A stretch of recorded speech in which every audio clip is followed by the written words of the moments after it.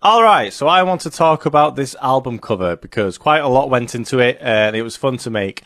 So the idea for this artwork has been stuck in my head for a good few years. The initial inspiration for the guitar coming out of the chest was from the AC/DC album cover, If You Want Blood, even with the motion blur. The only difference is I wanted the guitar neck to be coming out of the chest as opposed to going in. I also really liked some of the old 70s and 80s album covers where they had a picture in the middle with like an extra thick bezel thing around it and the album and artist name on the outside inside that bezel. I also think I was subconsciously going for something that looked a bit like a funeral pamphlet. Anyway, I found this old guitar neck at a car boot sale that I got for free. It initially didn't have anything on it, so I put some headstock tuners on and some old guitar strings.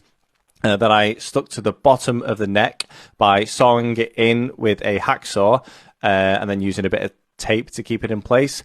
The nut is just 4 reed diffuser sticks that I stuck together with wood glue and then I sawed into them. The whole thing came out surprisingly stable. It doesn't stay in tune, but the strings stay on. We then converted our living room into a photo studio with this very cheap black backdrop and some lighting. We used a DSLR camera with a high exposure time to get that motion blur. I really wanted that blur to feel like a natural effect and not just like digitally edited.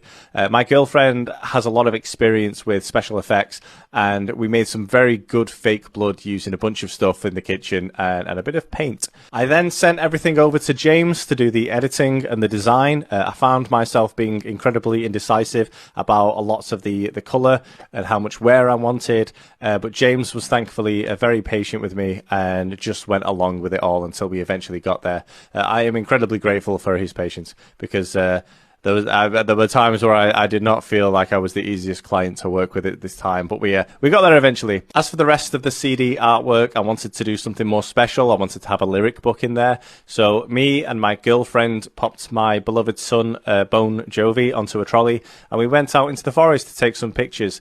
There was also one shot I really wanted of these graves at St. Patrick's Chapel in Heysham.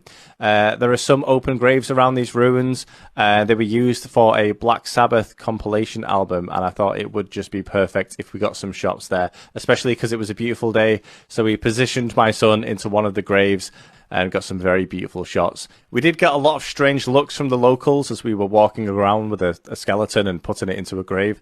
But thankfully, they were okay with it and nobody asked us to leave. But yeah, that's pretty much everything. Thank you for watching. And if you haven't already, give the album a listen. I personally think it's pretty good.